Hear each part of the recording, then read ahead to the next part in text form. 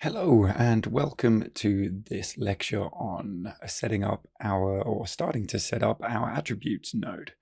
What we're going to start with in section 1 of this setup, we're going to probably break this into 3 sections. The first section will deal with the identity operators and core functionality. The second section will deal with the comparison operators.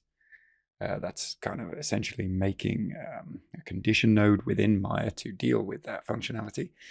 And then the third section will deal with the arithmetic operators that deal with calculations like plus and minus in a Pythonic way, then essentially converting that into Maya nodes that can deal with everything that we need. So let's start off and go into our dep node. And what we're going to do is we're just going to copy the code from path all the way to the top. And then within our nodal base, we are going to right click and Python file. I'm going to call this attribute base. Perfect. Now press Control and V. Awesome. Okay, so now let's write out. Let's put our DAG node functionality, and this is actually going to be dealing with our Maya attributes.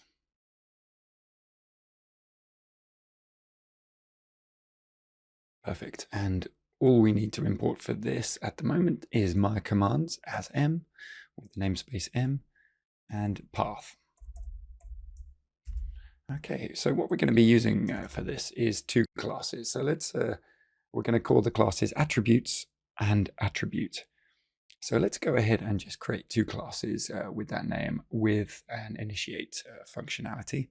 And yeah, then we'll come back and we'll talk a little bit more about them.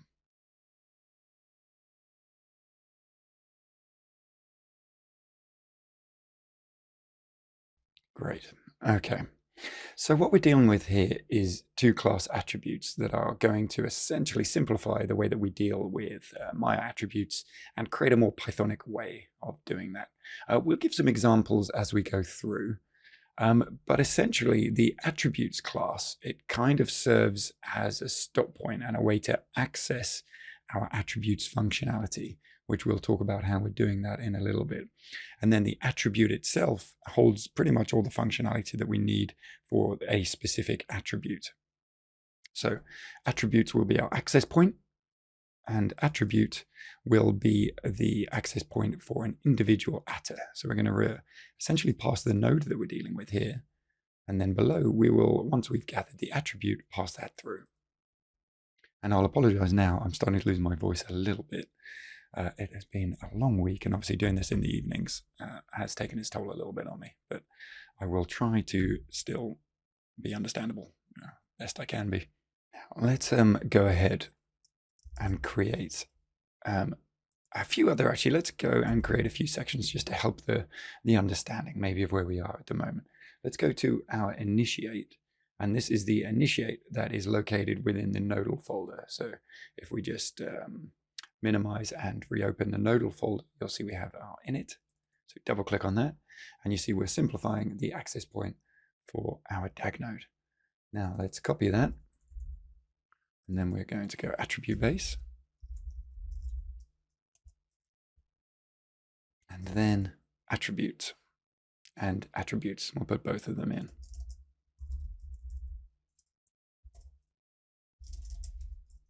Perfect.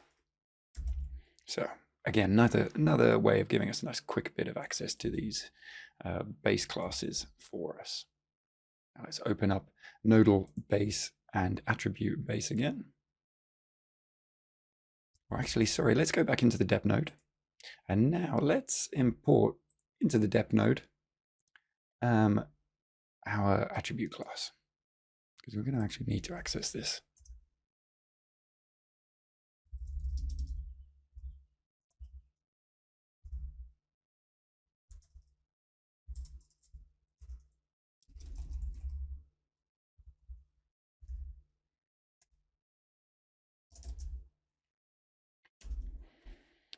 So you'll see here we are importing our attributes. And we don't need our attributes and attribute because, as we said, the attributes is the access point. So that's all we need at the moment. Now let's scroll down to below dep. Let's have a little look. We're going to include this down here. Let's add another divider because we really want to keep this next few sections separated. Because we're also going to have our dimensions module in here as well. Now let's copy it over property. And now let's give us a nice shorthand A. And that will return us attributes and self. We will include as the argument. So if we now click on an item which is a dep node, so let's say we've made a sphere. If this is a dep node sphere which holds our sphere underscore geo, we can go sphere.a, and that will then access our attributes. So the goal here will be to be, well, we want to say sphere.a dot rotate x and then get. So a nice Pythonic way of accessing everything. Okay. And that essentially gives us a nice Pythonic way, again, of doing a few Maya commands, but again, not having to import Maya commands within any script. So perfect. That's what we need so far. So we've got attributes, and we can click through that, and it'll take us straight back through to our attributes class. Now let's create a few functions that we're going to need in here. And because we're not inheriting anything from in here, we're essentially going to need to put our repo node back in. We're also going to go def underscore and get item, get atta. So let's have a little look at these few here. So pressing Control Shift and A and putting your cursor onto the end of each one of those items, we can just click, go pass. Now, if we click through to our dep node again, scroll all the way up, and we're going to copy out what we have there. And that is exactly what we need. So we are using our path, generate repo string, and we are then passing it ourself, dunder method class, dunder method name. So we're essentially giving it the class name and then the full path of what we have at the moment for this item, which will pretty much be what we have, the attributes and then the item. But now let's go through to our get item and start populating this. And if you remember from our Python tutorials in the class functionality, which if you haven't looked at, I'd recommend you go back and look at now. The dunder method for get item essentially gives us a way to look up the indexes within a class. So we're going to hijack that for this, and we're going to allow it to give us the string back of any attribute that we want to get access to, and the same with the get atta. So let's write a little string just to give us that information about what this does.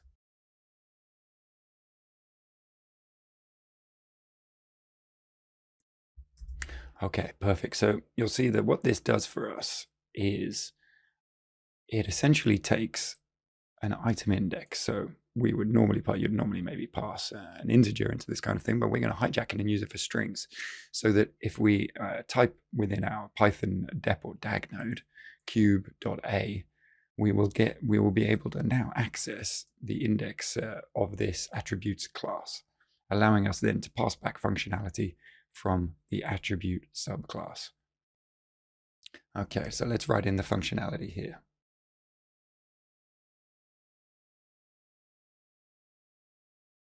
Okay, great. So we have our code here, and we've just got to make sure that the atta variable at the top is set, so that we are then checking if atta in self dot underscore dictionary. So let's go through a step-by-step breakdown of what's happening. The if atta in self dot dictionary dot keys. If the attribute name is present in the instances dictionary, so if atta is within the instances dictionary, we are then going to return that instance that is found. And if not, essentially, if the attribute name is not present in the dictionary, a new attribute instance is created with the current node self.node. So essentially, if an atta doesn't exist, or it will try to create a new one. And this is hijacking all of the indexing functionality within Python. Now let's copy this code out and then use that within get atta. So we'll change that to atta straight away. Now let's update the docstring, because this one we aren't going to be using with open brackets. We're going to be using dot notation access. So we'll again be just saying rotate X, but in this instance, we are assuming that it exists pretty much in the same way. And we are then saying, okay, well, here it is. We can just say, so this would be maybe good for any items at a time where we need to do a loop and we don't know the name of an item. So we don't know, we can loop through and just search for items that we can then string append, because they can just be string appended within a loop. But this will be a time where you're explicitly stating essentially what the name of the attribute is.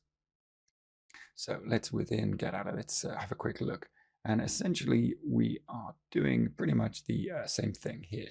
So what we could do is we can rewrite all of this code out, or we could just point everything straight back. We could even just go, we could even just kind of hijack this functionality here and then use the open brackets, but we'll actually keep it separate for the minute. And we're going to do the exact same thing.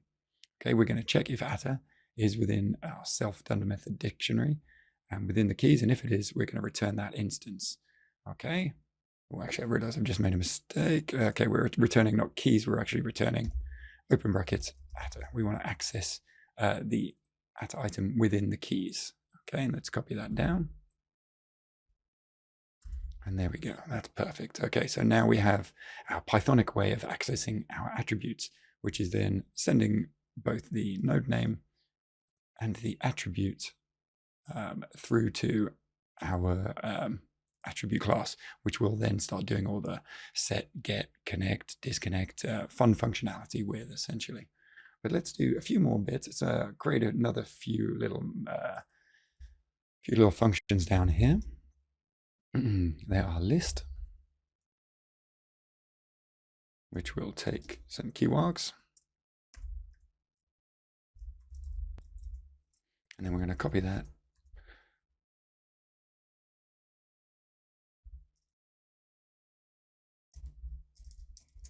Just tab those both in. And then we're also going to have add and 0 attributes.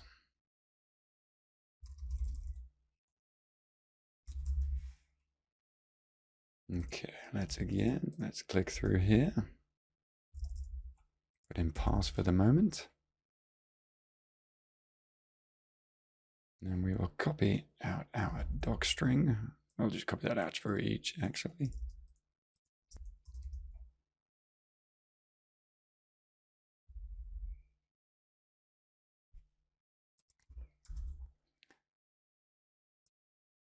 And what we're going to do here is essentially hijack the Maya commands list atta functionality just to list out all attributes that are associated with the node.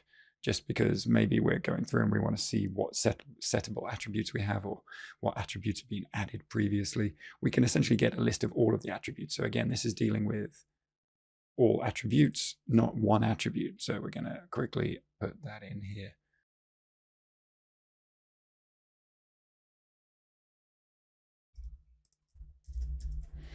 Okay, so we've got our docstring and we have got our print. And our print is going to be an example, which is just cube.a list. And again, it's not a property, it's a function, which is going to be generating a list of all of the attributes. So we don't know, again, that list is normally very long, so I won't put a full example of it here, but it'll normally include things like all of the attributes names that are keyable and visible, all of the attribute names that are also not keyable and visible. So it's good to just have a list of those at some point if we need them. But let's write down the functionality now. First line will just be returns.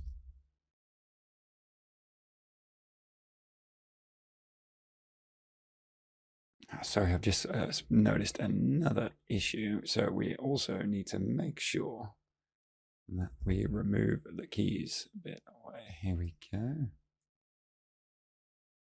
And just access cleanly here, because we are just essentially accessing a dictionary and then getting the input or the index point of that. I'm doing the same thing here. Perfect. Okay. So now list. Okay, let's have a little look here. Unknown indent. Why are we getting that? Ah, okay, interesting. My mistake. So we just had literally one space in here, which was causing us a lot of issues, which, again, that's not a great feature because it should really kind of state it there. But yeah, again, it's very easy to see because now, annoyingly, it moves the line down. So you just see that the space between these two lines was not 100% equal. So that's good. Now, what we're doing here is we are passing our attribute class down here with our node and our attribute name. So we're listing through, we're going A for A in list attr, and we're going to search through all of the attributes that are available to our node.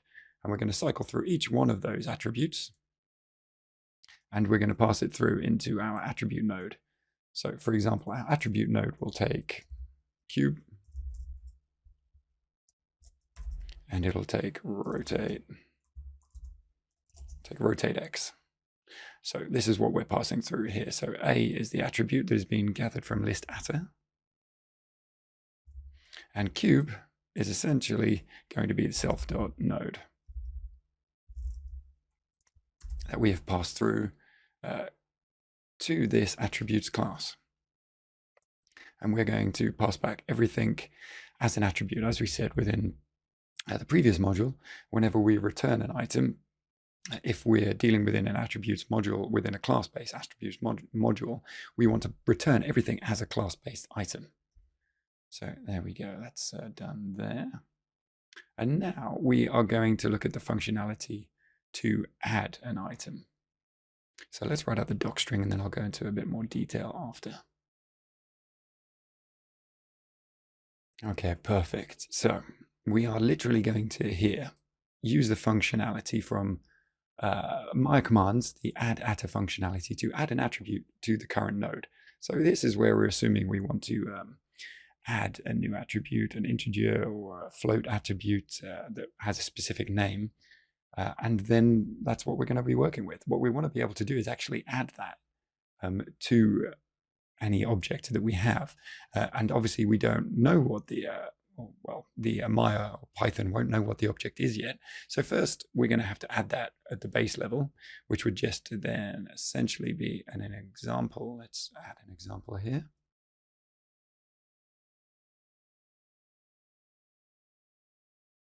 And then we would have a long name, which would be new node, or new attr, sorry. We could have our nice name, which would be new attr. You can allow spaces in that because that's what the user is going to see.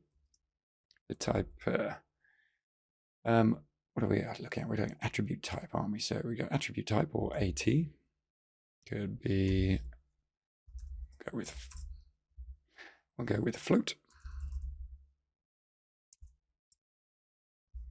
This will be keel. And the default value will be 0. The output, we won't get an output from this because, as you see, we are just going to use the Maya.commands, add attr, and then we're going to pass through the node and our arguments. But again, it gives us a nice Pythonic way of doing this. Cube.a add. And then in the next line, you would be able to access that new attribute with a.new attr. And then go set 4.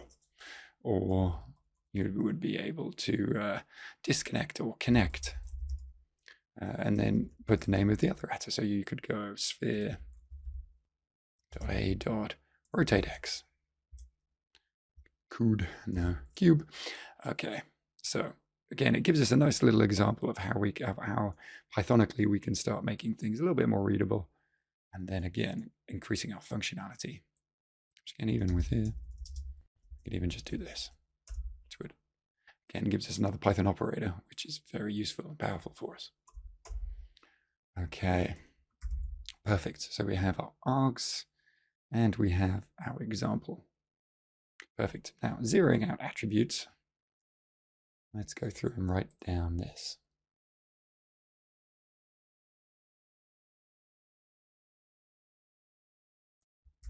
Okay, perfect. So again, we had the indentation error over here by zero attributes. But what we're looking to do here is zero out the transform attributes on a node. So we can quite simply go cube.a, zero attributes. That's quite a useful little thing to do, especially with geometry within a scene. And we're again using my commands, make identity, passing the full path, and then if you've got any specific keywords, or keyword arguments, you can pass them, or if not, you can use it as default, and that will essentially just blanket bomb the whole of the node to be zeroed out. So the translate, rotate, scale. Great. That is our first class. That is our first class sorted out. Okay, we have got the really fun stuff sorted out with our get item and get attr dunder methods. And now we will go and look at setting up the attribute functionality. Okay, perfect. So we're assuming here that if we just minimize these groups with a little arrow at the side, and these functions, minimize these functions, what we can do with the group of code, I should say, what we can see here is that within attribute, we are passing attribute a node and an attribute, which is again being gathered as the string item that has been put in. It's just passing through that string. So it's basically just two items and a string, or well, a node and a string. It's very straightforward and very easy to work with. But we do need, again, we're not inheriting anything from this, so we don't want anything in there. And what we do want to do is add a little divider, is add our string output. And also our repr, our representation example of the string. Let's copy the repr straight away.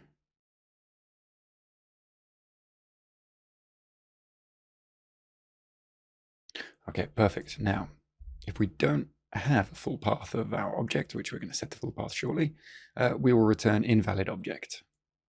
Okay, you can also set this as none, but at the minute we'll just leave it as invalid object just so it's obvious again. And what we can do, God, my voice is squeaking now, so sorry. Oh, it's been a long day. I'm looking forward to sleep tonight, but I'm going to try and see if I can record these 3 videos. On our attribute editor, or attribute node, sorry, so because they're so fresh in my mind at the minute, because I was just kind of refactoring the code earlier in my lunch break and making sure that it was everything that we needed was within this class. Again, for a lot of the modules coming up, I would say that you could probably start importing them, put them in utils, but for ease, I've put them all within our attribute setup.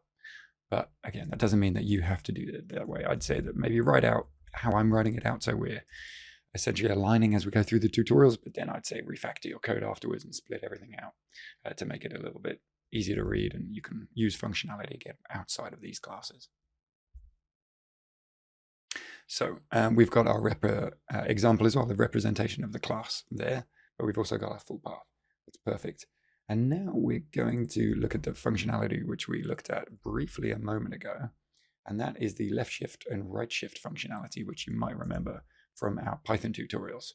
So let's start off and we'll set up the left shift functionality.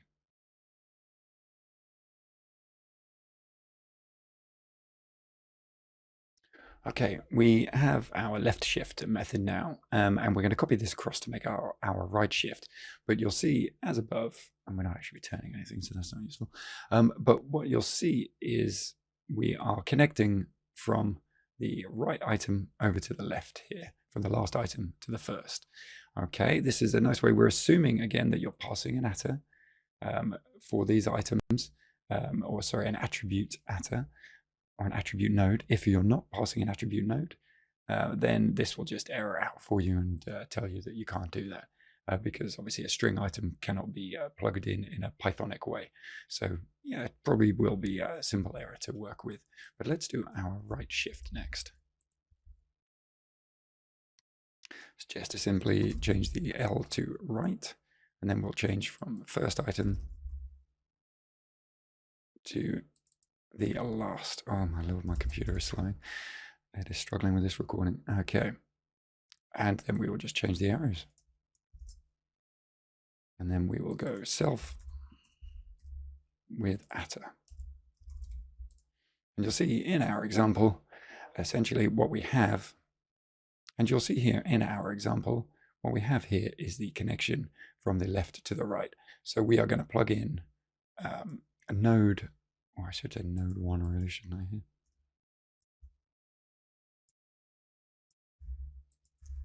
We're going to plug in node 1, the scale x of node 1 into node 2's scale y, which again is happening from self.connect atta. We haven't made the connect functionality up yet, but we're going to do that shortly. So don't you worry. I actually just realized a lot of the functionality that we're going to need in our connect functionality is what we need to make first. So we'll go through this all in a bit more of a logical sense and then run through everything. And the tests will again make everything very clear of how everything's working, but I'll make sure that I provide an example with each function as we make it. So let's go through now and let's create a property, which is atta.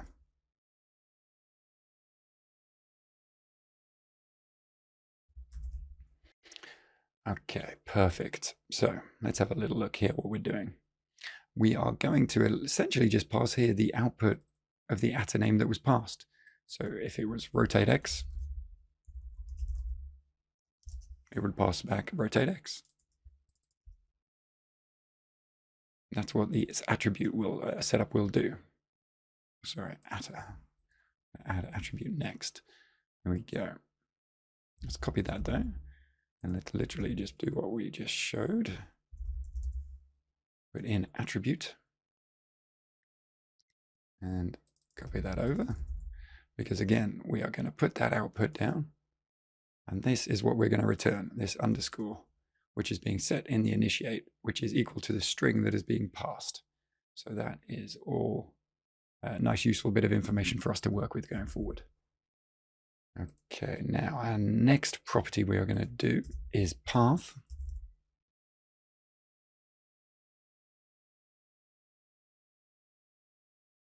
Okay, perfect. So we now have our property path, which again, we can see has two uses. It is being used, well, actually, no, that's incorrect. It's not actually being used here in itself. That would be madness. But it is being used within self.nodePath. And actually, even again, that's not this path it's using. This is the attribute path. Yeah. So again, you'll have to see that there are some logical errors that the IDE has within, because even then I was a bit like, wait a minute, we haven't actually written anything out using path yet. I was a bit confused there, but yeah, so those are just logical errors with it finding something dot notation path, and it's saying, actually, I found other things called dot notation path, but this is not the same stuff. So what we're using this here for, again, if we look at our, we'll use this with a bit more of a clean attribute here, or an obvious attribute. What we are doing here is we're saying sphere, dep node maybe, sphere.a for our attribute, rotate x path. And this is then giving us the single item and the attribute itself. And we're going to do that with a little bit of string appendation, saying node, or our node, is going to equal, I should say probably path, but yeah, that will make a bit more sense right now. Let's go with that. Here we go. Oh no, because path is a variable. That's why I did it. Of course, we're importing path. We don't want to then over assign it, even though we're not using it within this function. It's bad practice. But what we're doing is our full node path here, as we could say node path. Let's do that. Sorry, jumping around. Our node path is going to be the formatted string with a dot in it, and it is going to be our node item or our attribute, our DAG object. And then the attribute, which again, if we're getting here, is the attribute which we passed in at the very beginning of creating this class. And then that will return us sphere rotate x, obviously very useful to be able to get that single item and its input. So now let's go down a little bit, and we're going to do a very similar item, but now we are going to go with full path. And I'm going to guess that these usages are also wrong. So full path, actually we haven't changed that yet, so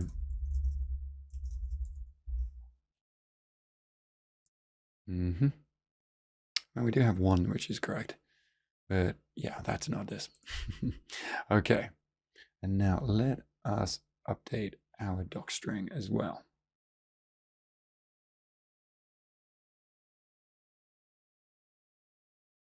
And our example should definitely have a few pipes in it just to show that we are getting the hierarchy of an item. So let's do base group. Let's go. And then I'll go subgroup.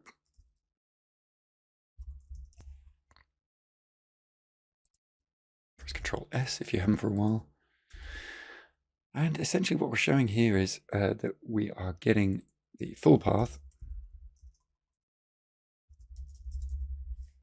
of our node, which will be from the DAG node. We're getting the full path and then the attribute as well. So we're getting that extra bit of information that we need and appending it essentially in the same way into our string. Okay, and if node path exists, which we want to actually be full path, so if we do have a full path and if the object exists, which we could even just do m.node exists. Okay, we could do that, but I think we're going to keep it Pythonic for the minute. Oh, sorry, Maya based, because we don't want to maybe mix too much functionality. If we break exists, it'll break it everywhere, which we don't really want to happen too much. But so if we're gathering a full path and if that full path exists, we will then return that no path.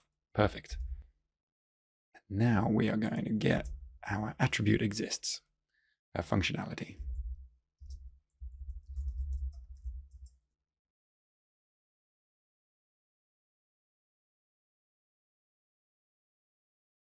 So what we're looking to do here is essentially check whether our attribute exists. So not in the way that we are with DAG items, where we can go, a DAG item exists, and see if the object exists. What we're trying to do here is actually see if our attribute rotate x dot exists. So very similar again with the phraseology, so it won't be confusing, and you'll know that you are either checking that node because you will not use these items, but if you are using them, then you're checking that the attribute exists. So let's have a little look here.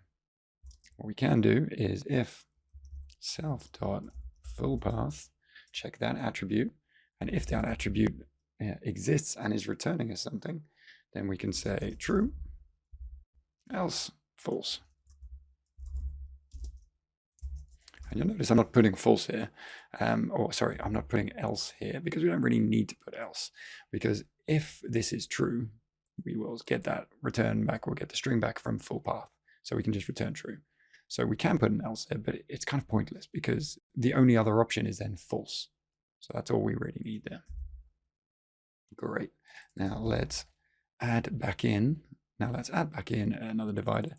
So we've done a good bit of properties and a few bits of functionality, which are very useful there. Okay, great. So we've sorted out our exists functionality. Now we're going to look at our get, our set, get, and query attributes, which are obviously kind of our bread and butter of the attributes section. So let's start off with our set.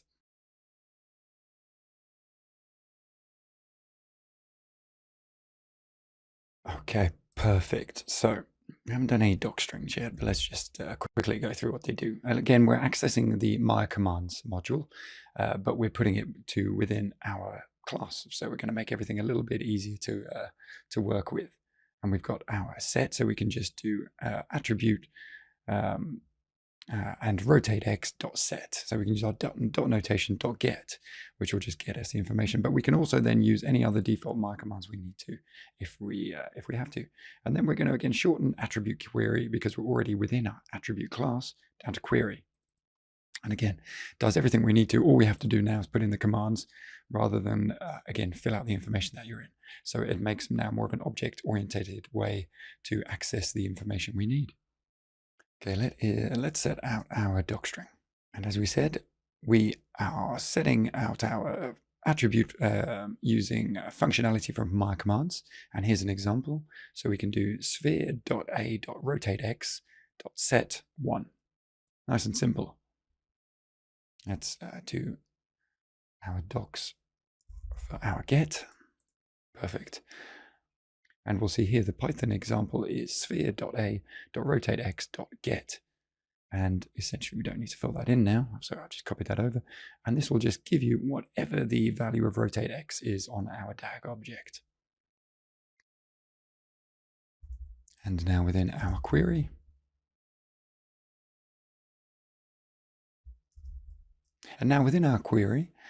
we have queries attribute value using functionality from my commands. Again, you can just pass any keyword argument you need, but straight through, instead of the my commands module, pass it straight through our query functionality here on top of the attribute itself. And it will query the attribute and then input the node and the attribute automatically. Perfect. Okay, let's copy over our divider and now go for a way of quickly getting the children and the parents of our attribute. So again, a nice simple bit of functionality. But now if we look at our docstring, that'll kind of inform us of what we need to do. But what we're looking to do here, essentially, if we not close something, why are we getting... I don't know. There we go. We'll look back. So if you're not sure within Maya what a child or a parent attribute is, let's look at the example here. So if we look at rotate, so if we go sphere.a.rotate, so sphere attributes rotate, and then we ask for the rotate children, the return that we're going to get is the rotate x, rotate y, and rotate z. Again, these are all going to be attribute nodes ready for us to use because we're working within a class, which is an attribute class. We want to return a similar type of object. But if we look at rotate x and we look for the children of rotate x, well, there are no children of rotate x. Rotate x is already the childmost point that it can be at. And then this will be pretty much mirrored in parent. So let's go ahead and write those docs quickly now. Okay, so this is going to return a list of the parent attributes. So now if we reverse everything and we go sphere.a.rotate parent, rotate x parent, well, what we're going to get for the parent of rotate x? Rotate, exactly.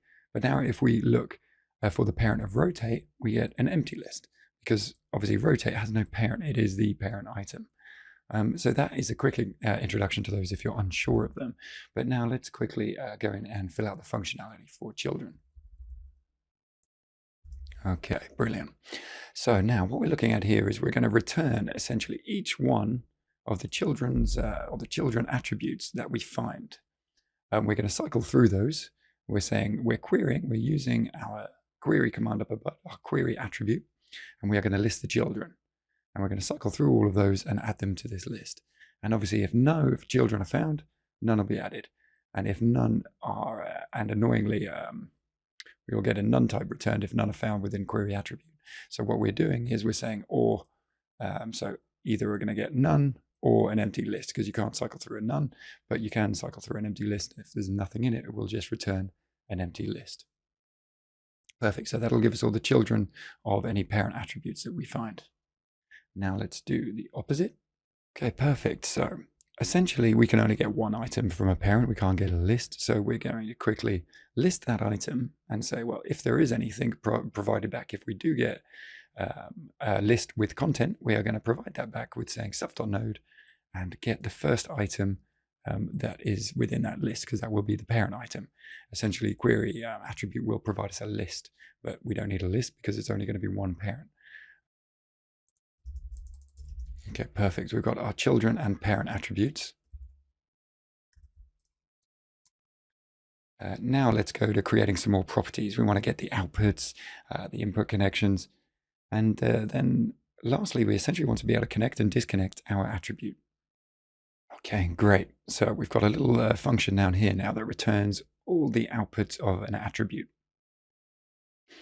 Perfect. Okay, there's our example there. So we're essentially using the base or the attributes base example. Essentially here we're going self.node a and list. We're going to list out everything that is connected to our node at the minute, because more specifically we're going to show in a minute that we can get our connection input and outputs from a specific node. But we just want maybe a list of all outputs from our base node or our DAG node from here.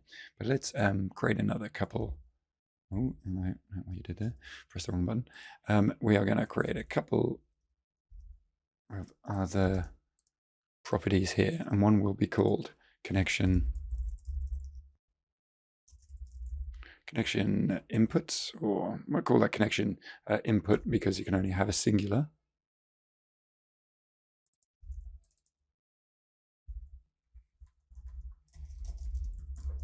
And connection outputs because you can have obviously a lot of outputs from any single attribute. But now let's go through and write those out. Okay, there we go. We have got our docstring. So this returns all the input connections of an attribute. Okay, so everything that is being pumped into this attribute, well, say the item that is being pumped into this attribute, only obviously one item can be pumped in. So that's a little bit misleading, we should say. Turns the input connection of an attribute. So we'll make sure we have that terminology right for us. Okay, so if we do an example of sphere attribute rotate x connection input, this property will return us, let's example, we have a cube geo rotate x, which is pumped in, which is rotating it. That will be what is returned to us. So again, let's go ahead and write that functionality now. Okay, so we've now added our code, and what we're doing is we're importing from Nodal, we're importing DagNode because we're going to use that down here. But what we need to import it in here essentially, because if we do import this into our DagNode and we want to use that outside of the hierarchy, what we're going to do is get a little bit of a dependency issue. Because essentially from DAG, that is importing depNode, and then depNode is importing attribute. So we'll get a little bit of a cyclic dependency, which we don't want. Okay, so then we are getting all the connections of attrs. If there are none, if that returns none, we're providing ourselves with a list. But then we're also going to cycle through the children, if there are any children, and we're going to go through and get the connections of all of those children, and we're going to add those to our attr list.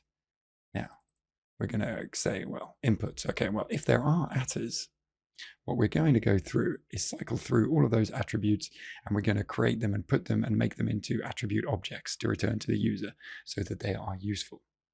Okay, and yeah, essentially inputs will we'll use essentially the first item of inputs if there's only one, or we'll use the multiple if there are multiple items, which there really shouldn't be. But again, this might be just more of a human error mistake, and this will catch that if there are more than one. So, and if there aren't any children items, there aren't any attrs at all, we'll just return none because there won't be any input connections there. Okay, perfect. Now let's get the output connections. Or the connection outputs, I should say.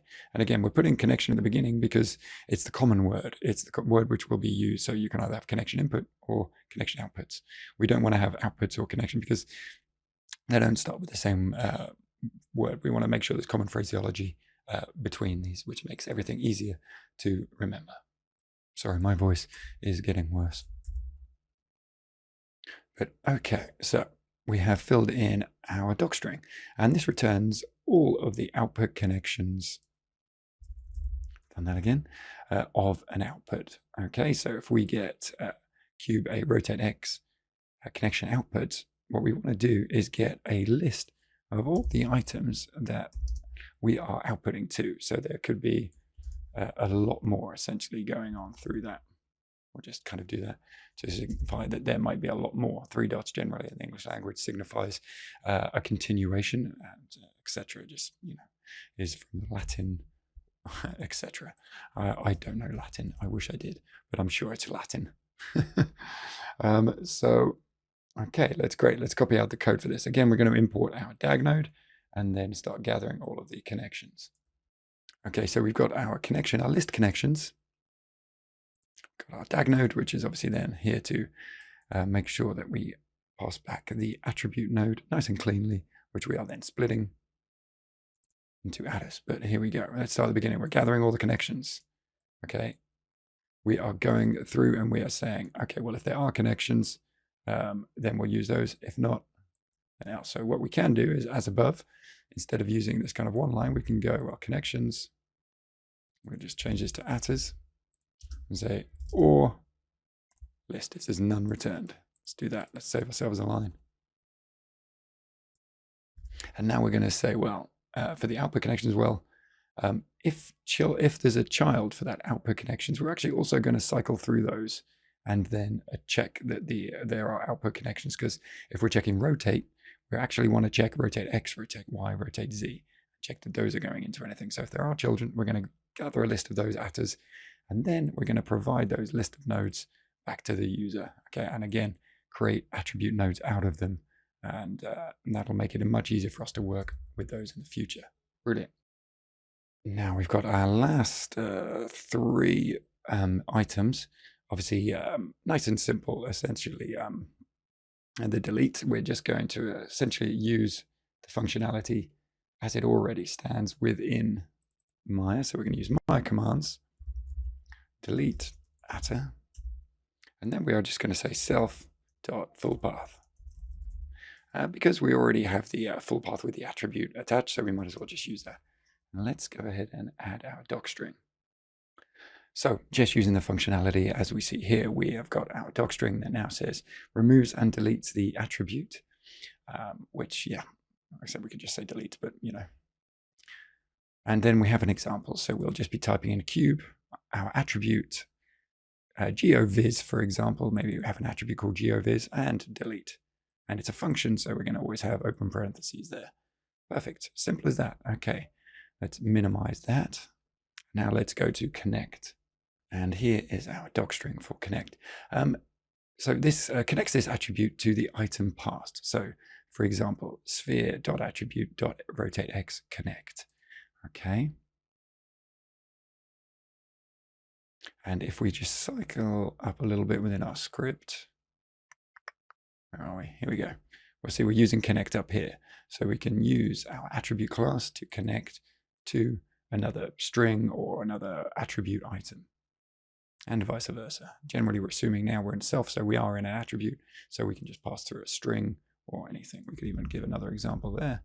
We could just go geo, what are we going to say? Let's go with sphere underscore geo dot, and this will be rotate X. Because if we pass a string, that essentially will also work because we're using the functionality from node 1, and then this will be passed through this attr, which will then go through to connect, which if we jump down, we'll now start writing out that functionality. Okay, so what we're doing here is we're first going to check that our attr is not already connected to our to our attribute object.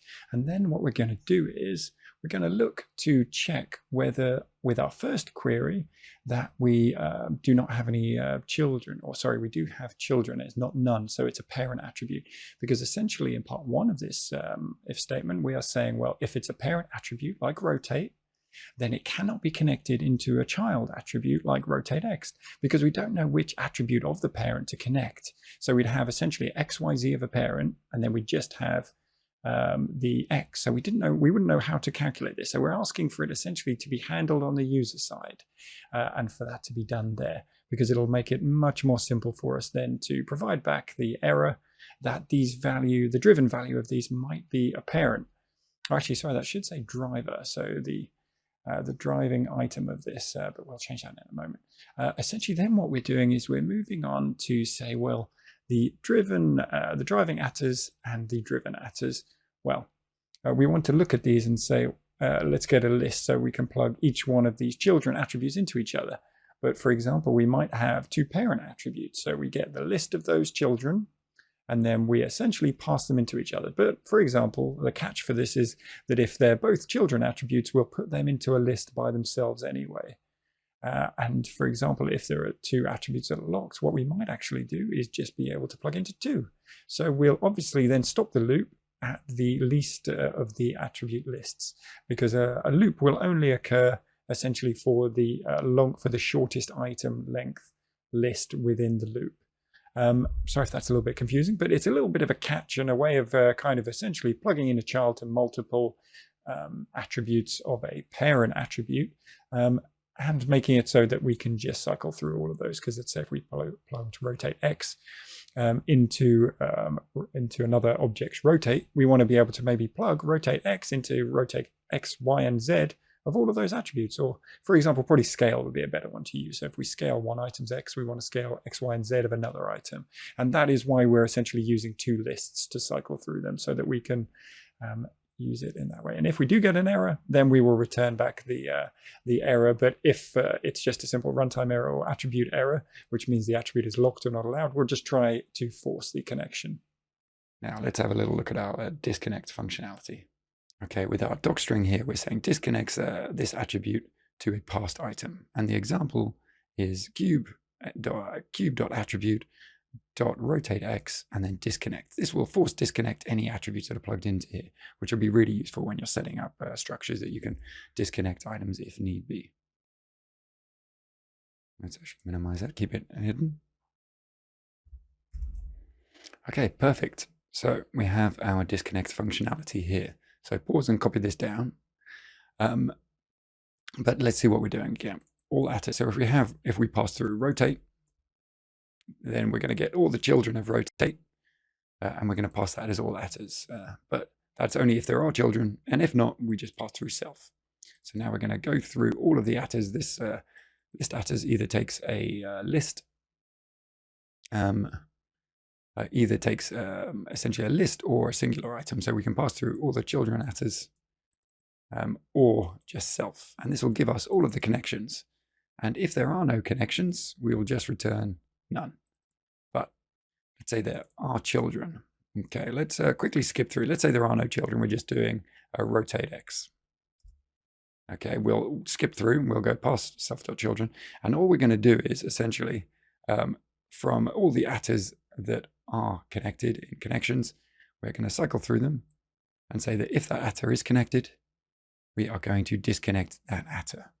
And this is because sometimes you do get, so if the attr is connected to our full path, to our item, then we'll disconnect it, because we want to get a list of all the connections that are coming into our node. And sometimes that can be a little bit confusing because there are unit conversion nodes, there are other specific type of nodes, but we want to get specifically the one that is connected into our node and then disconnect that. So that's handling the case of a child. Now let's, that's handling the case of a parent. Sorry, I should say. No, what am I saying? Scrap that. Sorry, this is handling the case of a child. And if the item has children, so if it's a parent item, we're going to go through here and we're going to cycle through each one of the children. We're going to get the connections of that child. And we're going to say, if it's not connected, continue. But if it is connected, then we are going to cycle through that item and say, well, is that child connected to the connection that was found? Okay, so is the item connected from the connection found to our child? And if it is, yeah, disconnected. I hope I've explained that well. I feel like I was babbling, but okay, that's great. We've set up the first section of our attribute class functionality now. Now, this is not an easy section. This is why this is broken down into 3 modules, or 3 lectures, because this is why it is broken down into 3 lectures, because it is complex and it is in depth. And obviously, within our attributes class, we are passing everything through and getting ready to use our attribute class, which we've used left shift and right shift to be able to connect items up, which passes them through to connect. Oof, why are we going through all of this nonsense? I just want you to connect me down to connect. And it is doing it anyway. Okay, brilliant. So it's taking us down to connect, and that is using the connect and disconnect functionality, which again makes life so much easier, just being able to use the shorthand for everything that we're doing here.